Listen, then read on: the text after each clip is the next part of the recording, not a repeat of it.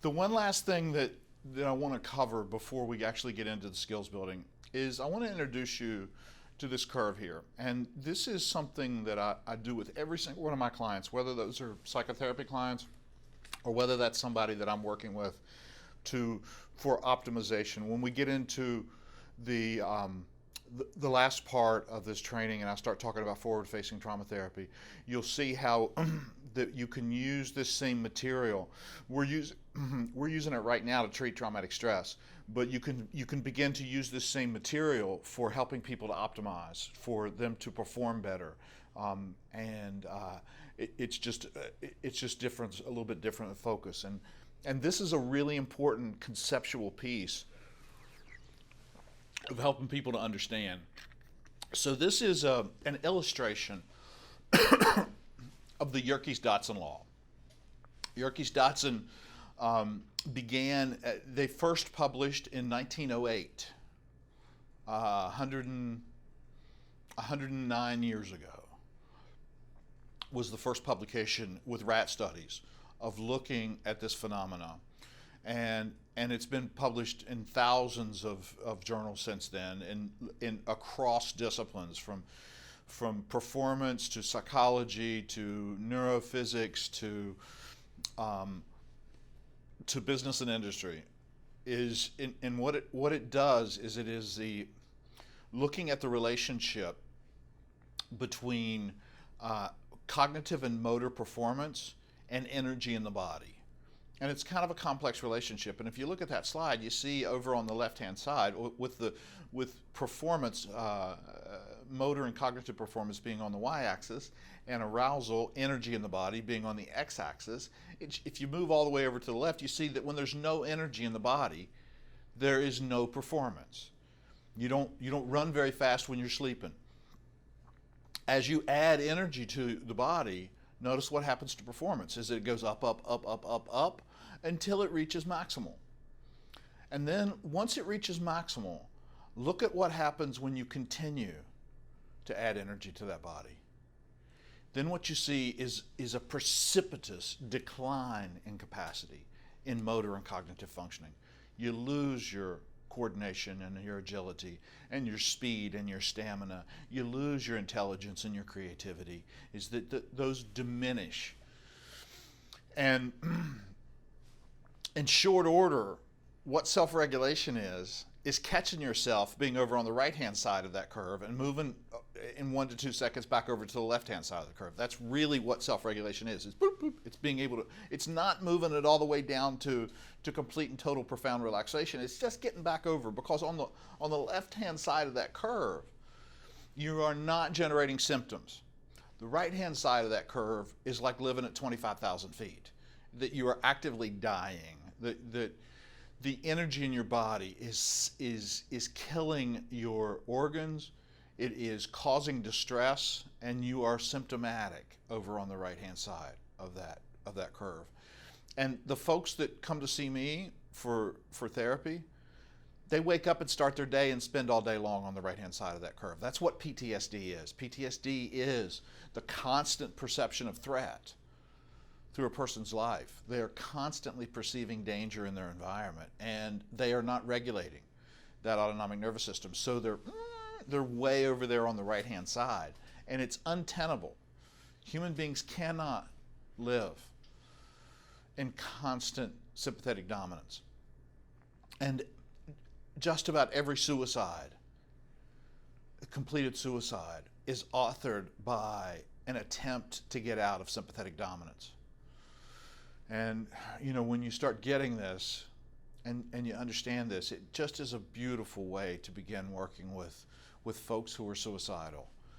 Today, when I sit across from somebody who is suicidal, I ask them the question, do you want to die, or do you want the pain to go away?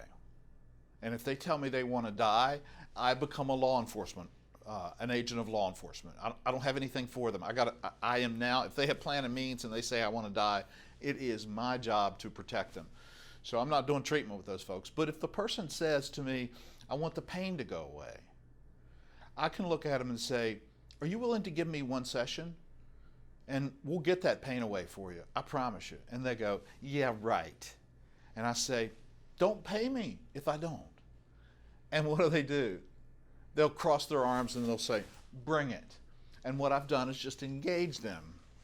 And what I do then with the rest of the session is I spend a little bit of time talking to them about their autonomic nervous system, and the way that people who are suicidal have framed up.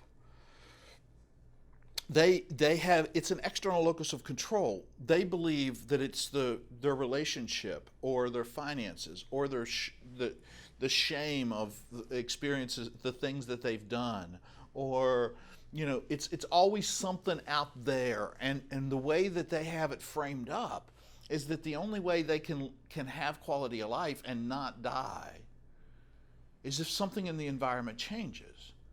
And they've been working their butt off trying to get the environment into the shape that it doesn't scare them anymore.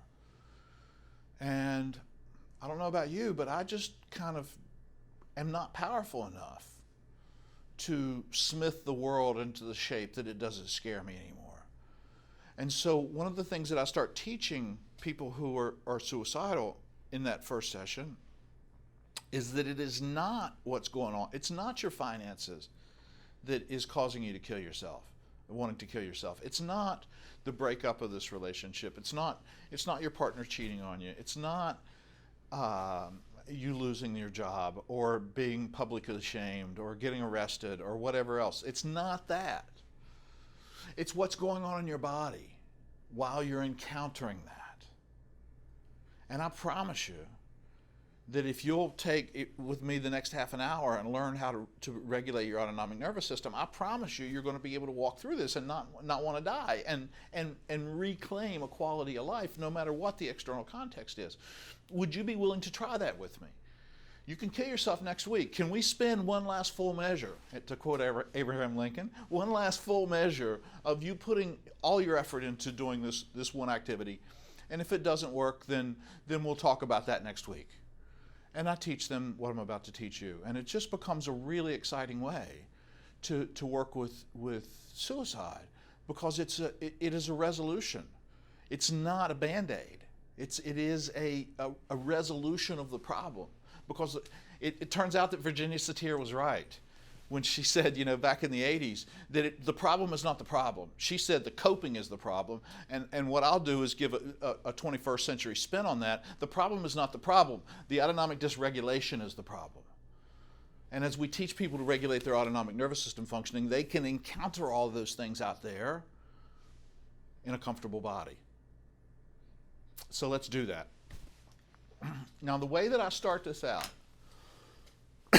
when I'm working with a client, when I'm doing it with an audience, I've taught this to literally hundreds of thousands of people, and that's not an exaggeration. More than 200,000. I think it's probably close to somewhere between 300,000 and 400,000 people that I've taught this internationally. Doing it one-on-one, doing it in training groups, doing it online, doing it I've taught a whole lot of people to self-regulate. And I've kind of come up with some ways to do this. When I first started doing it, I was a technocrat. That if you weren't doing it with this one particular technique that I'm going to show you when we finish up, when we get to the end, if you weren't doing it with that technique, then you weren't doing it right. And in the almost 20 years that I've been doing this, I've evolved. I've matured a little bit. And so now what I do is I start organically and I move more towards technical. So we're going to start with very little skills work and move it into much more skills-based stuff. Excuse me. But what I've also done is I have made this a collaborative process. Instead of it being a professor and student, one who has giving to one who has not. I start this process by leveling the playing field. And it truly ends up being peer-to-peer, this process. That's been another interesting occurrence for me in 35 years of treating trauma survivors, is it's become much more peer-to-peer to me in my 35th year than it was in my 10th year. So what I tell my clients is this: I'm afraid of you. I perceive you as a threat. Why do you suppose that I perceive you as a threat? And my clients, a lot of them go, I'm not going to hurt you. I promise. I'm not dangerous. And they get really self-conscious, and I say, I absolutely know that. But I still, no matter how kind you are, no matter how sweet and nonviolent you are, I still perceive you as a threat. And I'll ask something like, why do you suppose I perceive you as a threat? Why does any human being, I know that I'm not really in danger here with you, yet I still perceive you and your judgment of me as a threat. Why? And the large majority of my clients get it. Sometimes I have to coach them with that, but most of them get it. And they start going, oh, painful past learning. And I'm like, ding, ding, ding, ding. Absolutely. I've seen, 12,000 clients in my career. Do you think I've ever had any bad experiences working with clients? And they nod their head with a smile and said, probably, yeah. And I said, you're absolutely right. When I'm doing a training in an audience, I say I do 200 training days a year. How many times do you think I see this? A lot. I'm a musician. How many times I screw up songs? Every time I play. I have a lot of painful past learning of sitting across from people or standing in front of people. And what's happening is, as I'm sitting across from my client, is all those painful past experiences, going all the way back to my development, the attachment trauma pieces, but also the professional experiences, those are all intruding into my perceptual system. While I'm looking at my client, what's happening is I'm perceiving their judgment of me as a threat. And I'm having sympathetic arousal while I'm sitting with my clients. And what I did for 15 plus years of my career was I just brute forced and muscled my way through that hour of sitting with my client. Today, I'm a little bit more graceful. So to demonstrate what this process looks like is, those of you who are watching this on screen at home or wherever you are, I am looking right at you right now. I am looking into the eye of the camera, and all of my attention is on that eye of the camera. But right now, you don't have any idea that I am not paying attention to that eye of the camera, paying attention to you. My attention, even though I'm still looking at the camera, my attention's in my own body. And I'm scanning my own body. You notice that I'm not looking away, but my attention's in my own body. I'm noticing the muscles that are constricted. I'm releasing that constriction, bloop, and my attention's right back on you. And what I just did was I caught myself being over here on the right-hand side of Yerkes-Dodson, and with the release of those muscles, I moved myself back over to the left-hand side. And what that means is my neocortex is rebooting. Instead of it diminishing in its electro functioning, it is expanding. So now I can use language gracefully. Now I have control of my motor movements. Now I'm able to be, and I say what I mean and mean what I say without saying it mean. And I'm able to have a little bit of grace. And I don't much like sitting in front of a camera and talking, but I can do that now inside of a body that is comfortable instead of suffering through. And I go on to the next thing, as I'm doing right now, talking through the next thing and bringing up the next idea. And that goes on for 2 or 3 or 4 minutes. And then I do it again. I'm looking at you again, paying attention to you. And now I focus my attention back in my body, and I discover myself, the muscles in my body, nice and comfortable and relaxed, right? Right? All right? No. All right? They're tightened back up again. Why are they tightened back up again? Why didn't I just be able to stay? Once I did that interoception and then the release of that tension, why wouldn't it just be able to set it and forget it, and that it stay in relaxation? Well, what's not changed? My learning history hasn't changed. The camera is still looking at me. I'm still sitting here in front of you and all of the thousands of yous that are going to be watching this. And I am perceiving your judgment of me as a threat because of my painful learning. I'm in no danger from your judgment. And so this process requires a constant coming back to, and what you've already noticed as you've been playing with this yourselves, is that you can't have dual foci. You could only put your cursor of awareness at one place at one time. And mostly my cursor of awareness is on content, and then communicating that content to the camera and kind of back and forth here. But what I'm doing is I'm adding a level of complexity. I'm also doing this. I'm kind of communicating with you all this material, but once every 5 or 6 or 7 minutes, I'm going, whoops, check in, tight, release, whoop, and then back to the activities of daily living. And by doing that, I am not ever letting my sympathetic nervous system get and stay dominant. It's trying to, because I'm constantly perceiving threat, my sympathetic nervous system's adding energy, and then I'm pulling the plug, and it dissipates. But as soon as I take my attention off of my body, it starts cranking the energy back up, and then I got to dissipate it again. And that's what self-regulation, effective self-regulation looks like. It's not a set it and it stay down here in parasympathetic. It is a release, and then it looks like a sawtooth wave. It starts to come back up, and then I come back to awareness and do the interoception and acute relaxation. I drop back down here, and then it comes back up, and bloop, bloop. And that's what effective self-regulation looks like through the day, is it is this constant working of dialectic of the external back to the internal and releasing. So the way that I do this with clients and with audiences is I start organic. And the way that I do that first is I say, I'm going to ask you to do a process that I call the wet noodle, which is really just a body scan. It's what I just did. It is scanning your body and then noticing whatever muscles are tight and just releasing them. So you're just turning those muscles from rigid to pliable, to release.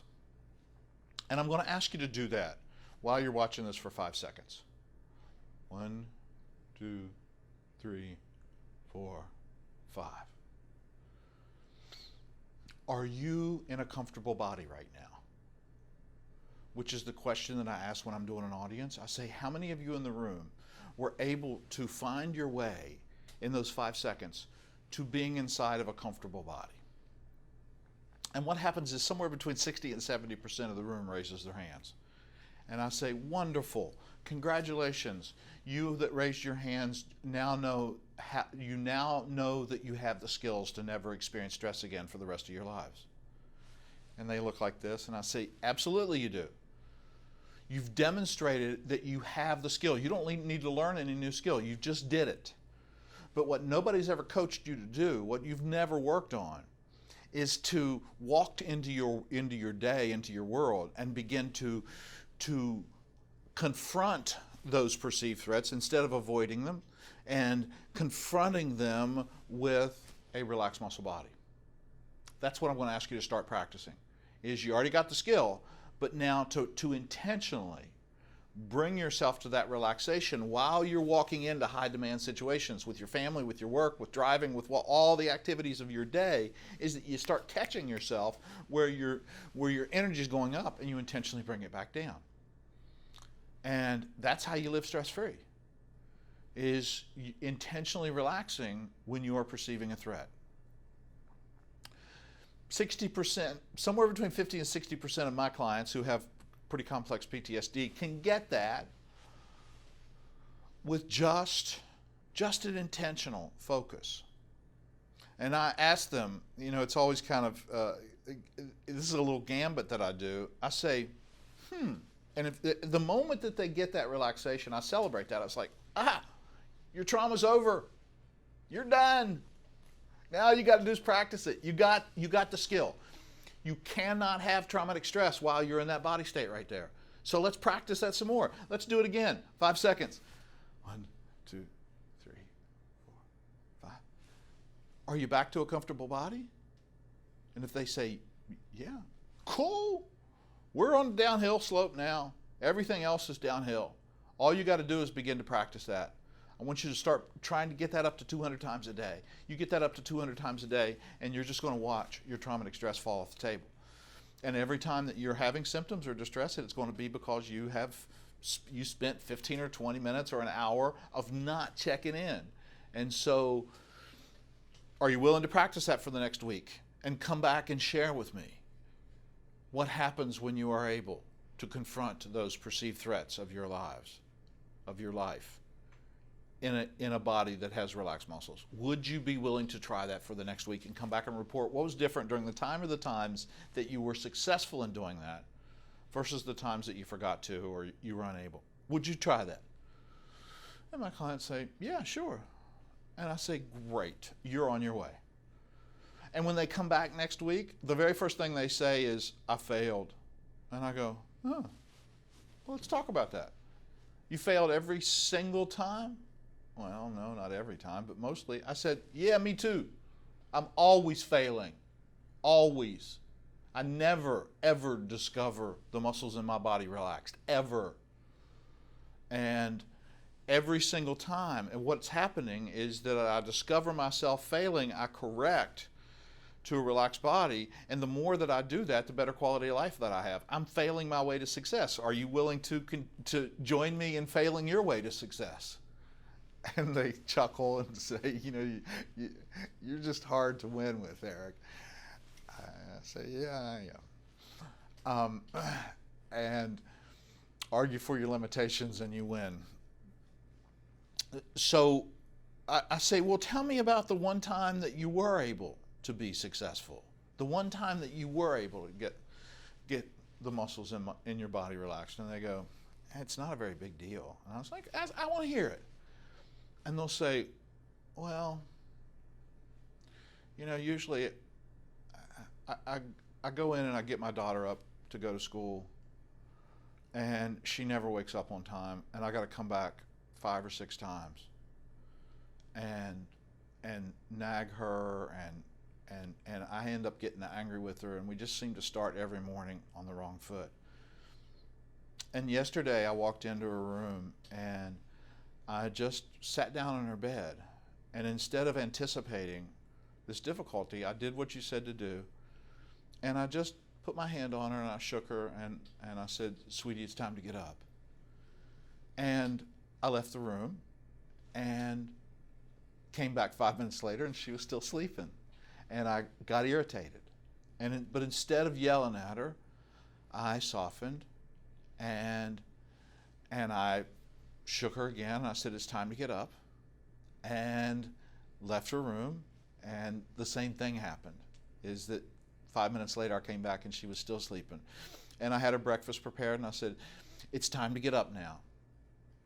And she finally did get up. I had to come back 2 more times. It was pretty much the same exact thing that I did before, but she wasn't angry with me, and I wasn't angry with her. And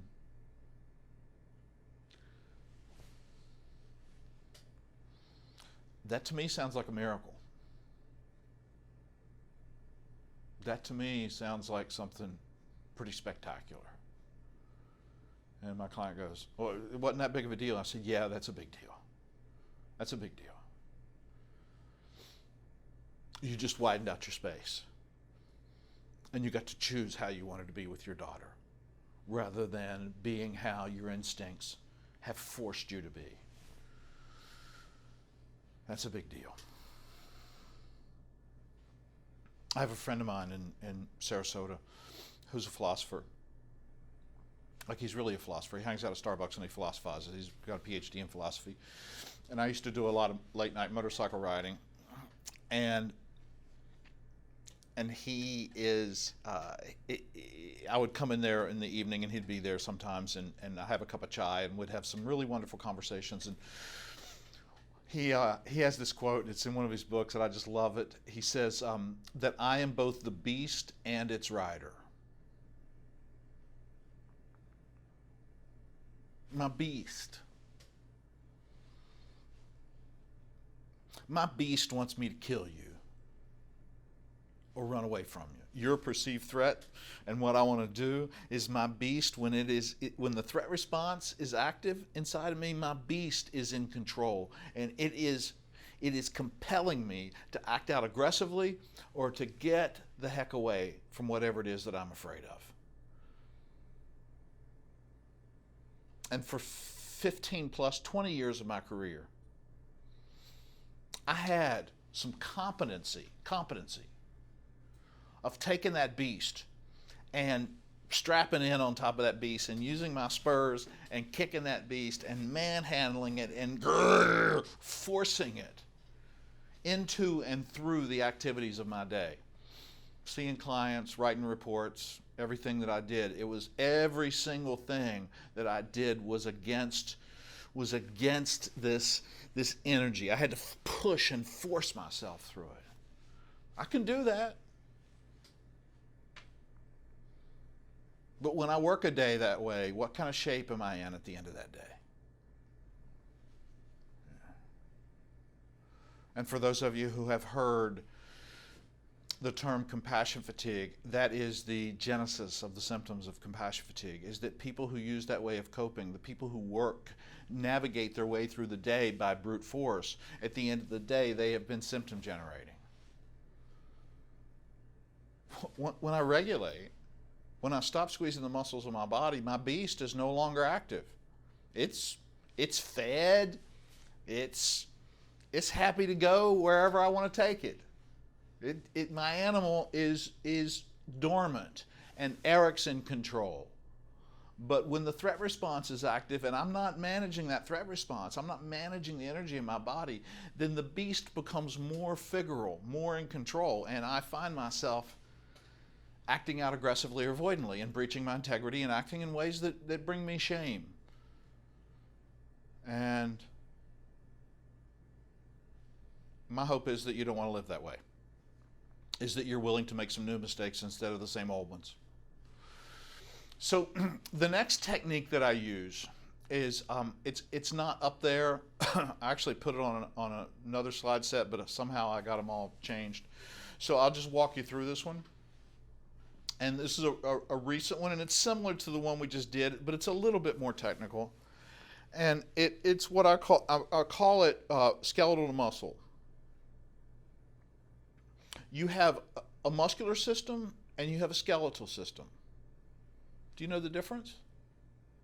And everybody kind of thinks they do, but when I ask them to start describing it, they struggle a little bit. And so what I do is I say, touch the point of your elbow. That's skeletal.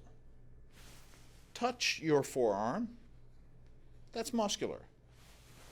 Hard, rigid, soft, pliable. The purpose of your skeletal system is support. The purpose of your muscles are ambulation and organ control and being able to do motor stuff.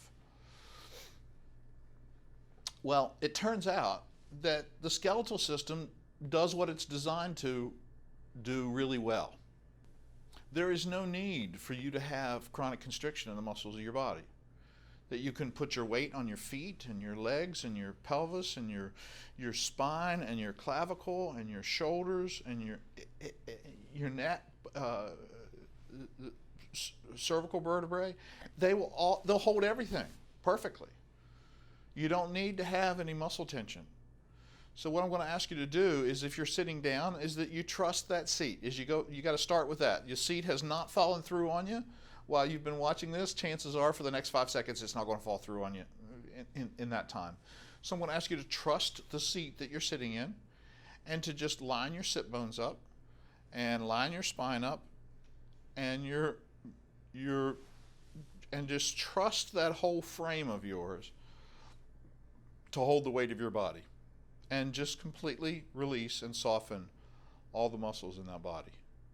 2, 3, 4, 5. How many of you are now inside of a comfortable body? And what happens is that in a group of folks, the 75%, 80% of the folks raise their hands.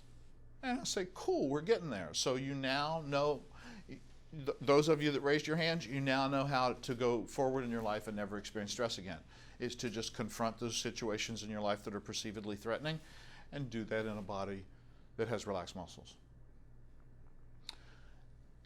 Cool, one more time, 5 seconds of shifting the support to your skeletal system, releasing all the muscles. 2, 3, 4, 5. Comfort? Wonderful. If not, then we go on to further skills. And the next one I'm going to move to is one that is a little bit more technical. And I stole this, if you'll remember, I talked a little bit about Lieutenant Colonel David Grossman's work on combat.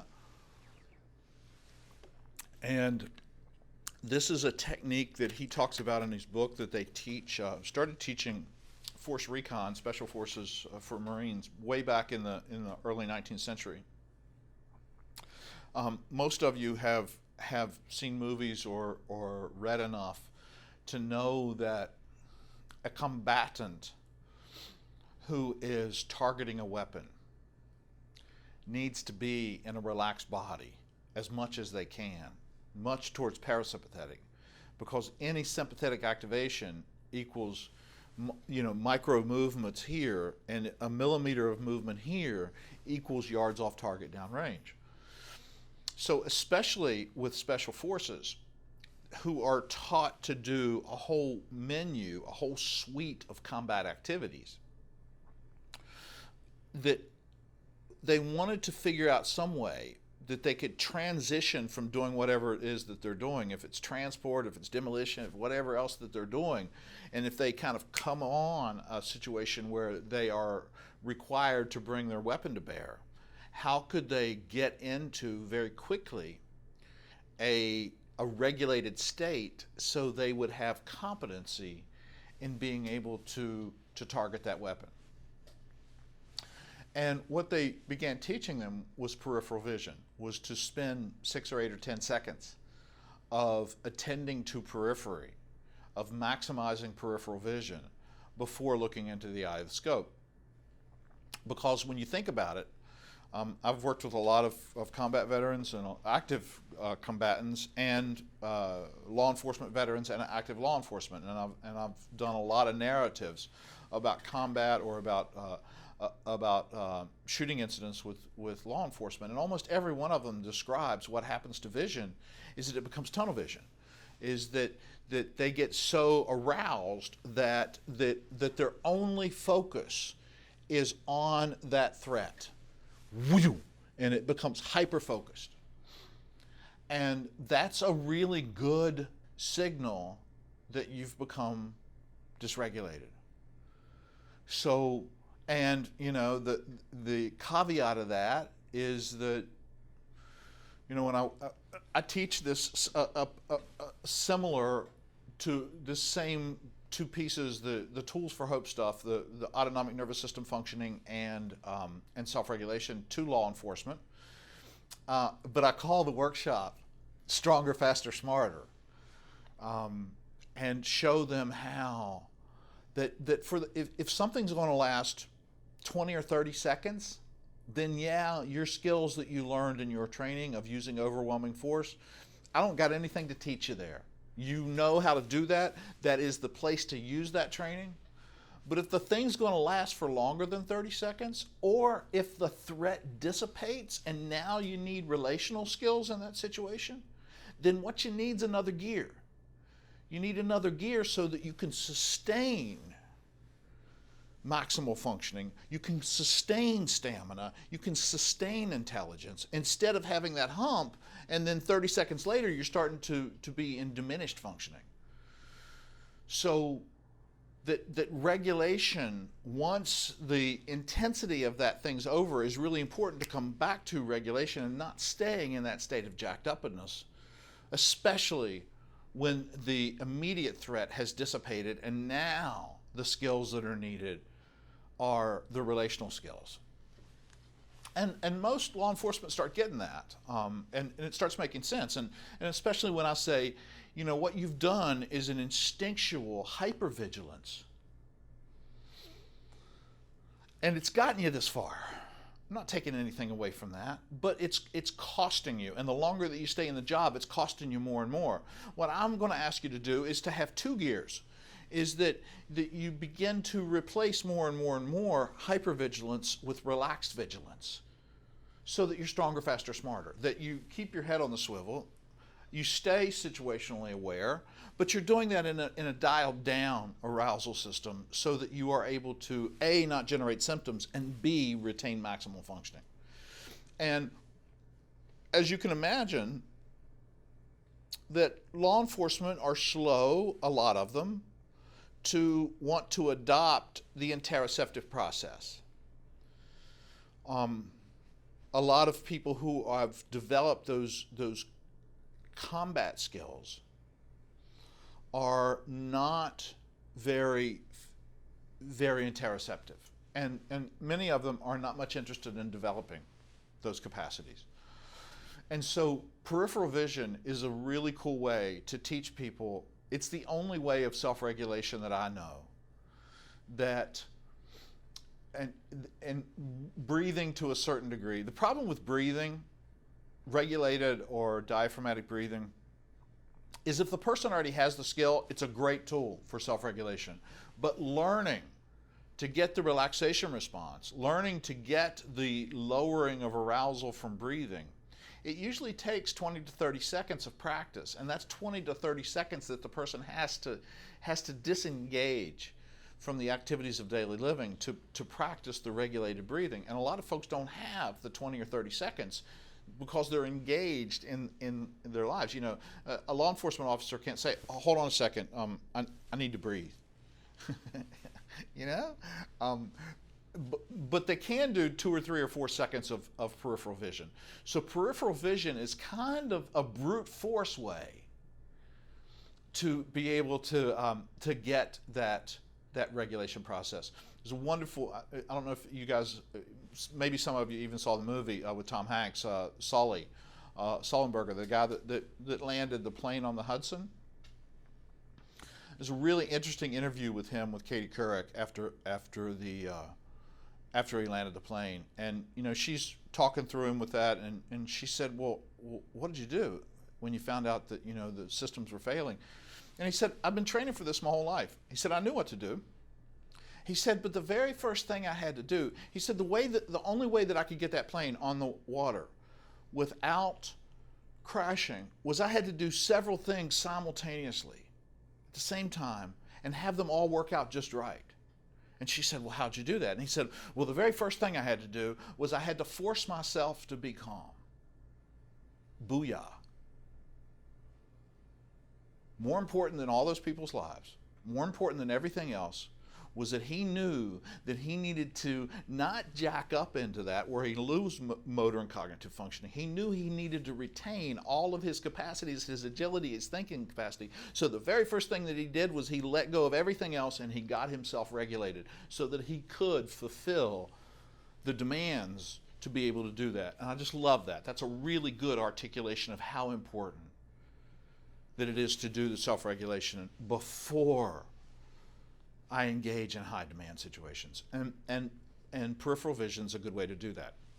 So without any further ado, you guys have been patient, I've been opening up windows here, I'm going to ask you to focus on some dot straight ahead that's at about eye level or 5 or 10 degrees above. Just any dot, just focus on it. The brand of the Canon is, the brand of the camera is a Canon, and I'm focusing on the O in that Canon right now, and just focus in on that dot, whatever that dot is. And now for the next 5 seconds, soften that focus so that dot gets a little bit blurry. And then next, what I'm going to ask you to do is to put your fingers up here beside your face at about 70 degrees on each side. Now, without moving your eyes, don't move your eyes back and forth. Keep your eyes fixated ahead. But what you're doing now is that you're no longer focusing on what's in front of you. And your right eye is now focusing out here to the right into the periphery, while simultaneously your left eye is focusing on this periphery. So really what you're doing is that you're just intentionally widening out your peripheral vision so that you're attending to as much out here to the side as you can. And hold that for 6 or 8 or 10 seconds while you are attending to your periphery and expanding your peripheral vision as best you can. And notice what happens in your body while you're doing that.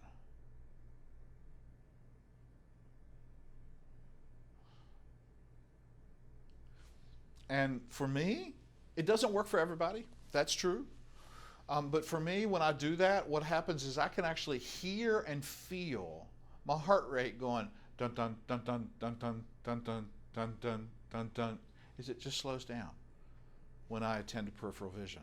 Because what you're doing is that you're forcing, when you open up out of tunnel vision, which is where your sympathetic nervous system is driving vision to focus on the threat, when you force it back open, you are forcing your nervous system out of sympathetic into parasympathetic. It's kind of a cool way to do that in a brute force way. It works really nicely as for folks that do, since most of you are that are watching this are in a service role. And you know, for the first 15 years of my career, what I did was I sat on the edge of my seat and I looked at my clients and I worked with them like this. And I was totally focused on their countenance the whole 50 minutes that they were there. I was just hyper focused on them. And then we got done with the session, I shook their hand, they walked out the door, and I went, whew. I didn't breathe the whole time that I was with my clients for the first 15 years. And today, if I want to use peripheral vision as a way of doing that, is I'm looking right at you right now, into the eye of the camera, and right now, you have no idea that I'm not paying any attention at all to you, that my attention's out of my periphery. I feel myself have that relaxation response, and then I just bring my attention right back to the eye of the camera. And doing that several times throughout a 50-minute session, what's happening is I'm continuing to drop that arousal back down, away from the right-hand side, back to the left-hand side of Yerkes-Dodson. That's another way of doing it. And then the last skill that I want to show you is a technique that I started this process with. And it's kind of a, I'll do this briefly, it's kind of a cool story. In 1990, I started rock climbing. I used to live in New River Gorge, just right outside of it in West Virginia. And it's one of the best climbing spots in the eastern United States. And I'd go and would top rope in the beginning. And I'd start climbing and I'd get 15 or 20 feet up off the deck, and I'd start doing what they call the Elvis. There's a sewing machine. I would get so anxious that I lost all of my dexterity, all of my agility, all of my strength, and I couldn't climb anymore. And I just was getting really frustrated with it, which was really weird because they had a gym in Fayetteville that I could go get on the gym, and I could climb pretty well in the gym. But once I got on the rock, I just lost all that capacity because I got so scared. I was perceiving so much threat. Now, I didn't know any of this then, but there was this really smart alecky climbing guide who was taking a semester off of med school, and he would spend his days paddling on the river and doing videography, and then he did private rock climbing instruction. And you know, he was talking to me one day. He saw me climbing. He said, "Bro, you need to check out this neuromuscular therapist in Lewisburg." And he gave me her card or her number, and I did that, and I went and saw her. And I saw her for several sessions, and she started working with tennis balls and golf balls with me, and helped me to get a felt sense of my pelvic floor muscles. And she was helping me to what she called open up my pelvis. Now, before then, conceptually, I knew I had a pelvis, but I didn't have a felt sense of those muscles in my body. And what she helped me to do was have interoception, to have agency and felt sense. And what I learned, and what I've since learned, is that people that have traumatic stress have chronic muscle constriction in their pelvis. Particularly their psoas muscle is chronically constricted. And that's what was happening with me. And she taught me how to have a felt sense of releasing that, and some exercises to do around that. And I would go to the crag, and I'd do that. And then I was able to climb a whole lot better. And that was 1990. In 1998, I thought, I wonder if this would work with helping folks to get relaxed. And started digging into the research and started learning about paramedics using the vasovagal response of getting for the treatment for supraventricular tachycardia. And that was really intriguing for me, is that, when a paramedic's working with somebody that has tachycardia, what they do is they have them do a Valsalva. They have them bear down like they're having a bowel movement. And what happens is there's a precipitous bradycardic response. Heart rate drops, 180 beats a minute, back to normal sinus rhythm, back to 80 beats a minute, 60 beats a minute, in a second.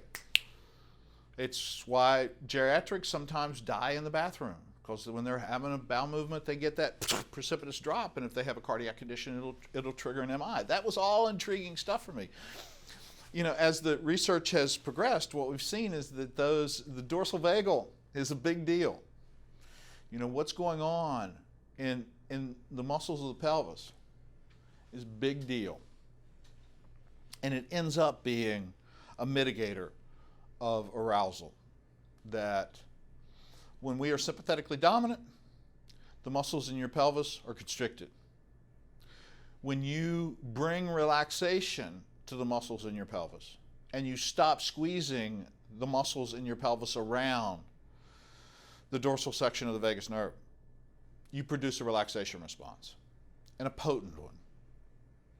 So let me demonstrate to you how to do this and what this feels like. I'm going to ask you all to hold your hands out, palms up. And I'm going to ask you for just a second to put your hands under your butt and feel those two bones that you're sitting on. Those are called the ischial tuberosities. If you're like me and you got junk in the trunk, you got to wobble around a little bit to find those bones. But find and touch those two sit bones that are underneath your butt there. And let me just say a word.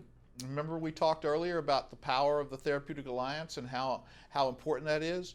And most of you watching this film have just put your hands under your butts. Most of you watching this video are advanced degreed professionals, and I asked you to put your hands under your butt and you did it. Pretty powerful is that therapeutic relationship. Just as a demonstration. Next, touch here. This is called the iliac crest. It's the pelvic hip bones that stick out there on the side. Touch those solidly, and then release. Now, what you've just done is that you've made a touch memory in your body for 4 points. 1, 2, 3, 4. The 2 on the bottom and the 2 on top. And when you think about, and here's the deal, you should be able to right now have a felt sense of those 4 points. Not a cognitive, not where you're thinking about it, but you're actually taking your cursor of awareness out of your head and you're going and finding those 4 geographical points in your body with the lingering sensation of where you've just touched them. If that doesn't happen for you, then touch them again, just so you know exactly where those points are with a felt sense. And then next, what I'm going to ask you to do is to imagine connecting all 4 of those points with a straight line. So you got a straight line across the front there, from that bone to that bone. Then you got a straight diagonal line down the side to the sit bone, and then a straight line across the bottom between the 2 sit bones, and then a straight diagonal line back up the other side to the pelvic bone there. And when you think about that square, or that quadrangle, for some folks it's not square, but it's square-ish. It's 2-dimensional plane, and it sits, whether you're sitting or whether you're standing, it sits in your body at about a 45-degree angle. And when you think about what that what that plane bisects across is that it cuts across all of those muscles of the pelvis, starting up there at high and cutting down to low at a 45-degree angle.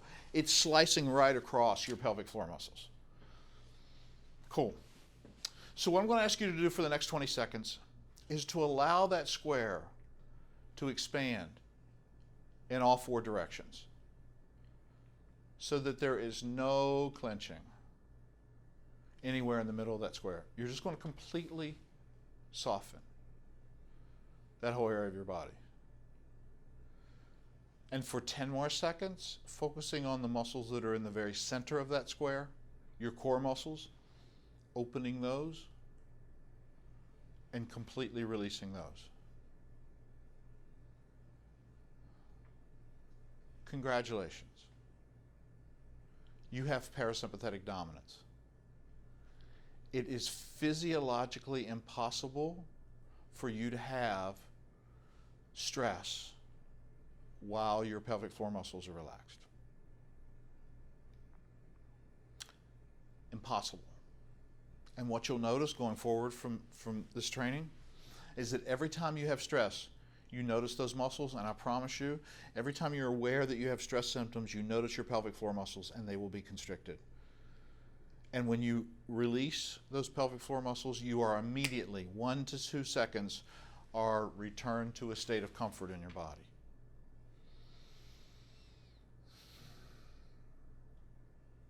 I'm going to ask you to do it one more time. Just completely soften those muscles of your pelvis for the next 20 seconds. And while you're doing that, I'm going to ask you to notice what happens in your body. Completely release the pelvic floor muscles. And then notice what's happening in the rest of your body. And what you'll notice is if those muscles, if you are keeping those muscles soft and released, you'll notice the muscles in your back, in your neck, and your feet, and your legs are also all relaxed. And those are the only group, those pelvic floor muscles, the pubiococcyx, the psoas, and the anal sphincter, when you release those muscles, you get a total systemic relaxation. So what I tell my clients is this: there is no right way to do self-regulation. You becoming aware of a muscle in your body that is tight, if that's a neck muscle, if that's a foot muscle, if that's a hand muscle, whatever is tight and you are releasing it, you're practicing self-regulation. And the more you do that, the better you're going to learn your body. When you get that up to 200 times a day, a couple of days of that, what's going to happen is that you're going to now, if it's your shoulders, as you release your shoulders, you're going to start to notice the muscles in your chest a little bit more and the muscles of your abdomen. And you are going to start to make friends with your body. You're going to be less and less and less avoidant of being in your body and more present in it. And I promise you that where you'll end up is awareness of those core muscles.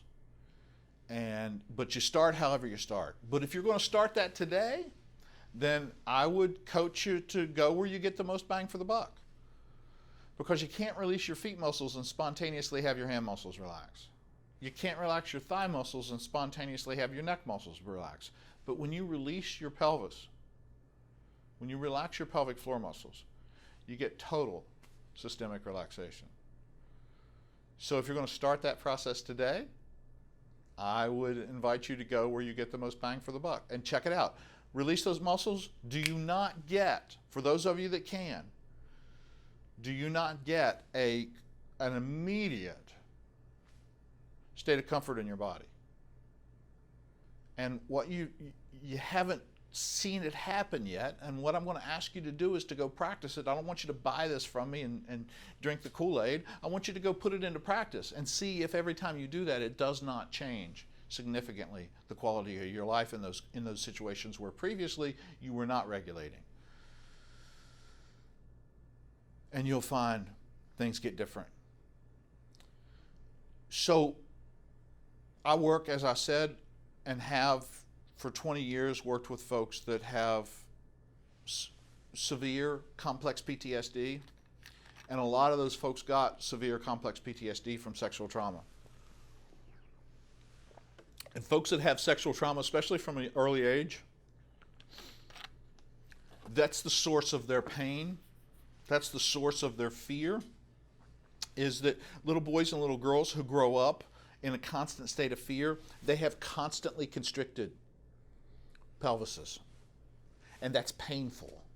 Those chronic constriction, it hurts.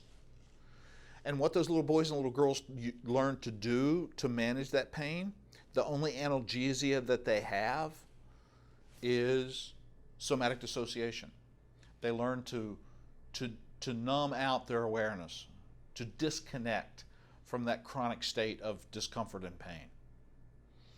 So when 15% of my clients, when I tell them about relaxing the muscles of their pelvis, they're going like this, that I don't feel it. And so I have to take a step further with them. I got to get, you see, the whole goal of this session is to reference. What I'm doing is attempting to reference and help my client to get into a relaxed muscle body, to feel what that feels like, and reference it so they can recreate it. That's the whole purpose that I'm doing here. So to add the brute force way of doing this, the first thing that I say with folks that have histories of sexual trauma and teaching them to do pelvic floor relaxation is I ask them, how much longer would you like your perpetrator to be in control of that area of your body? Are you interested in reclaiming that as your own? And if they say yes, we move forward. If they say no, I don't push it. Most of my clients say yes. I say, well, good. I'd be honored in helping you do that. So what I'm going to ask you to do is a Jacobsian relaxation strategy with the pubiococcyx muscle. And they go, what? And I say, yeah, a Kegel exercise. And they chuckle, a lot of them, especially females, because most females are aware of Kegel exercises. It's how to sustain vaginal tone, muscles in that area of your body, and also to retain continence as folks get older. And the Jacobsian is like progressive muscle relaxation. So what I do is to teach them to have a felt sense of this area of their body. What I ask them to do is for the next 5 seconds, I'm going to ask you to think about if you were mid-urination and you wanted to stop, the muscle that you'd have to squeeze to do that. You don't have to tell anybody you're doing this, but I'm going to ask you for the next 5 seconds to squeeze that muscle as tightly as you can. 1, 2, 3, 4, 5, and then release and take a nice deep breath. And on the exhale, release that muscle as profoundly as you can. And a lot of times you'll see your clients have a shiver, that there's a tremor that comes with releasing those muscles, especially when they've never been released. And memorize that sensation. With those muscles relaxed, what do you notice happening in your body? And they go, I feel pretty good. Cool. Let's practice that. Are you willing to practice that for the next week and come back and show me and talk to me about how that was different while you were staying in a relaxed muscle body? When I do this as a workshop, what I do is I cut now to do about 20 minutes of exercises that are designed to help people to practice self-regulation while engaging in activities. And they're 4 one-minute exercises that are 2 that are nonverbal and 2 that are verbal. And they're pretty cool, and they challenge the person to be relational and connected with another person while also trying to practice self-regulation. And so it's really almost impossible to do on a video, but we're going to try. What I'm going to ask you to do is we're going to take the next 60 seconds and I want you to just silently look at me while I look at you. And for the next 60 seconds, I want you to just look at me on the screen, and I'm going to be looking at you. And I'm going to ask that you keep your attention on me, on the screen, that you not let it wander. If you don't go to your happy place. You know, if your mind wanders, call it back and refocus on my countenance. And while you're doing that for the next 60 seconds, I'm going to ask you to keep all the muscles in your body relaxed. For 60 seconds, look me in the eye and go.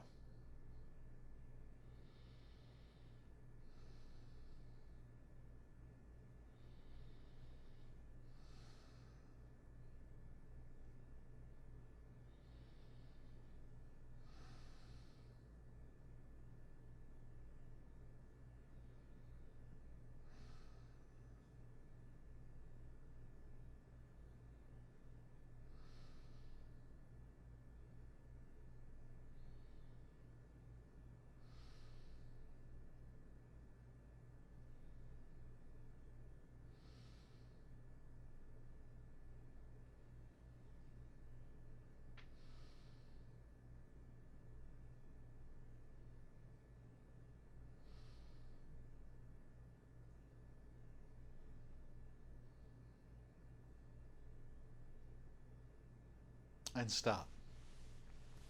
The next exercise that we're going to do, this is the second one and the last one, it's also nonverbal, is that when I set this up in dyads in a group, I say, I'm going to ask one of you for the first 30 seconds to be the sender, and then we'll switch and you'll be the receiver, or vice versa.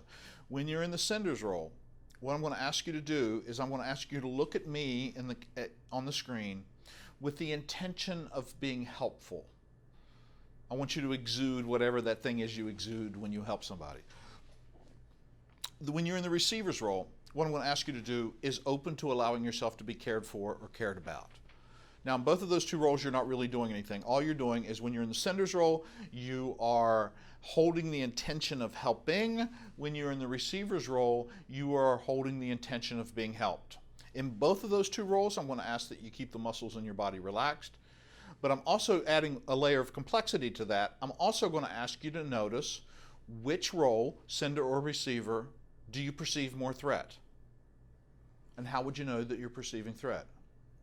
Yeah, the muscles in your body are constricted. So just notice, is it in the sender's role or is it in the receiver's role that you're getting more of an impetus to constrict the muscles in your body? Bring them back to relaxation, but just start to be curious about which one of those and why would that particular role have more of a perceived threat than the other. You can start to be curious about that. So let's do it this way. You send to me first. You're going to look at the screen and I'm going to look back at you. I will receive, and then 30 seconds later, then I'm going to put my attention on the eye of the camera and try to, in whatever woo-woo way, using mirror neurons, I'm going to try to send that sense of care to you. So let's do 30 seconds of each and begin.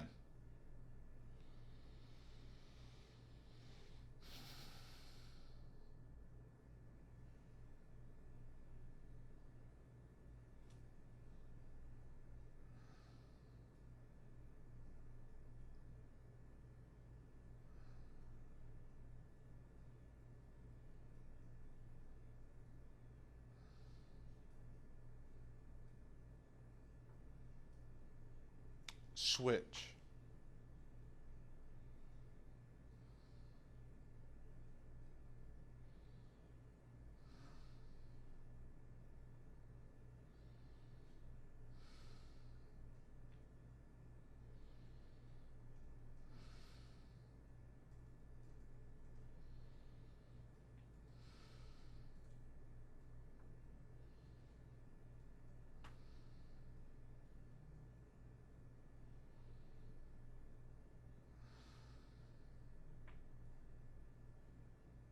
And stop.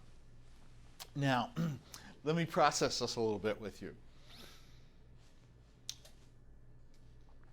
In those 2 minutes of exercises, did you find your body tightening up one or more times at all? When I do this in an audience, I say, how many of you in this room found your body tightening up one or more times while we were doing those 2 minutes of nonverbal exercises? And every hand in the room goes up. So I'm going to assume that happened for you. And then I ask, as I'm going to ask you right now, were you in any danger while you were looking at the screen? And the answer to that is, my hope is no. I can't know what your context is, but I'm hoping that you're not in any real encroaching danger to life or limb right now. So, why were you perceiving threat? And from the audience, a lot of times I hear, well, it is, it's awkward and it's a weird situation. And I say, that's a great guess. That's the wrong answer, but that's a great guess. And sometimes I hear, I don't know if I was doing it right. I say, that's also a great guess. Wrong answer, but great guess. Why do human beings perceive threat where there is no danger? Painful past learning intruding into the perceptual system of the present. So something about the eye contact with me, something about looking at the screen, something about the awkwardness of that and how weird it was that you were looking at the screen, that what that's doing is that is activating similar sensorial painful learning experiences of the past, somewhere where you had a performance demand upon you and you got ridiculed for not doing it right, or somewhere there's been an intimate situation where you've experienced pain, that this was activating your painful past learning, causing you to perceive threat during this activity where there was no danger, and this was as artificial as it could get. I'm not even in the same room with you. This is absolutely artificial, and most of you that were watching this still found your body tightening up in doing this distance learning activity. What up? That's a big deal. That starts to show you how ubiquitous this perceived threat thing is. It's just everywhere. It is woven into the warp and weft of our lives, and it's constant. We are constantly confronting perceived threats in every situation. And not a one of you, while we were doing this activity, really thought you were in a clinical situation. You were really aware that this was as artificial as it could be. You were looking at a screen, a monitor, or a television. You were not sitting across from a client. Now, we talked earlier about the impact that your autonomic dysregulation has upon you. Diminishes your neocortical functioning, it makes you uncomfortable, it makes you sick, it diminishes your quality of life. It has all kinds of negative effects upon you. It will kill you. Sympathetic dominance will kill you. But it's going to make you miserable a long time before you get the relief of death. I want you to take a second to appreciate the impact that your dysregulated autonomic nervous system has upon your patients, your clients. So, riddle me this. What happens when you're around somebody who is anxious? You get anxious, don't you? What happens when you're hanging out with somebody who is chilled and relaxed? The same thing happens for you.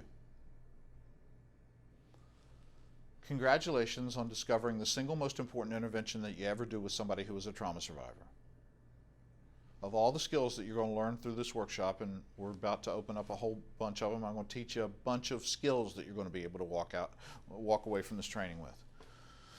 But before doing any of those, the single most important thing for you to ever do with somebody who is a trauma survivor, all your clients, is you greet them and you continue to be with them in a regulated autonomic nervous system, a parasympathetically dominant nervous system. And what you do when you do that is you do this process called co-regulation. You are leaching that charge out of them.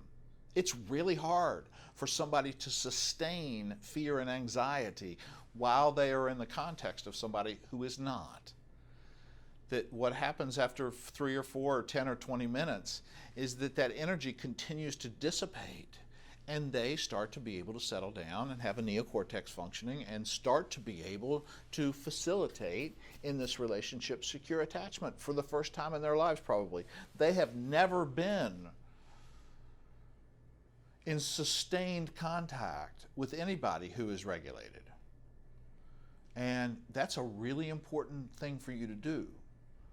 And in doing that, you facilitate that process with your clients. And conversely, not doing that, you can't teach self-regulation because your clients cannot regulate their own autonomic nervous system while you are dysregulated. No matter how calm you appear on the outside, they are intuitive and they feel through your voice tones and through your micro movements, they feel you dysregulated. So the most important skill that you're going to learn from this training is this capacity right here. And the cool thing about doing that is that when you now show up with your clients and staying in a relaxed muscle body, and you do that ongoing throughout the session, the really cool part about that is that you now have, first of all, you're not generating symptoms for yourself. That's nice. You are resilient. This is the centerpiece of resilience. This is how you work a career of caregiving and not suffer from doing it. But also what it means is that you have a fully functioning neocortex, which means you're able to access all your training, all your skills. Everything that you've learned in this workshop and will learn in this workshop will be available to you for the rest of your life every single time you're sitting with a client if you are in a regulated autonomic nervous system. You let that get dysregulated and stay dysregulated, and the aperture closes, and you start finding yourself, as I did for 15 years, being a practitioner of desperate eclecticism, where I'm throwing everything I got. And I spent $100,000 on professional development learning to get certified in all of the alphabet therapies because of how anxious I was as a clinician. And I wanted to have a whole pot full of pasta that I could just keep slinging at my client until something stuck. And looking back on that today, what I realized that I was doing with my clients was I was treating my clients as a way of managing my own anxiety. The way I selected my interventions was about getting my anxiety down and trying to get my clients to change and feel better. Now, maybe that's not all the way there, but that is certainly with my toes on the edge of the chasm looking over the pit of malpractice. That's getting pretty close to malpractice of where I'm working out my issues in my client's treatment. And what's nice when you self-regulate is that you're not going to be desperate anymore. And your neocortex is going to be working really, really well. And while you're sitting with your client, what's going to happen is bloop, bloop, bloop, bloop, bloop. All kinds of interventions are going to start popping up in your mind as you are listening to them. And you're going to find yourself able to intervene in ways that are intentional and from choice and that are graceful and elegant. And that is my wish for you. So let me ask you, are you now, after having gone through this 2-hour process with me, are you now able to leave this training knowing how to never experience stress again for the rest of your lives? Have I delivered on my promise? But if you're still a little bit questioning of that, then I'm going to ask you to answer this question up there on the screen. Who is squeezing the muscles in your body? It's not your spouse. It's not your clients. It's not your boss. It's not your children. You are the one who is squeezing those muscles. Are you enjoying that squeezing? If you are, continue to squeeze away. But when you've had enough and you are not wanting to suffer and struggle anymore, then I would invite you to stop. Now that's so simple, it's almost snark. But that's not its intention. It is to belie the fact that this is really simple stuff. That if you are distressed, it's not because of the external, it's because of what's going on inside of you. It is because of the muscles in your body being constricted. And at the moment that you start to take your attention off of what is outside of your control and put your attention back on what is inside of your control, and you engage that agency of releasing the muscles in your body, you are restored to a comfortable body, and you will soon find that your neocortex has activated and you're back to all your motor and cognitive skills. Simple. Not easy. It's a disciplined process. And you'll be, as I expect you'll have the same experience that I have, is that you will find yourself constantly failing along this, but the more you do it, the better your quality of life gets. Okay, we're going to go on from here and now stack all the skills up on top of this. But this is the foundation. The foundation is that you engage and stay in a regulated autonomic nervous system and begin practicing that. And now we're going to learn some skills to be able to bring to your clients.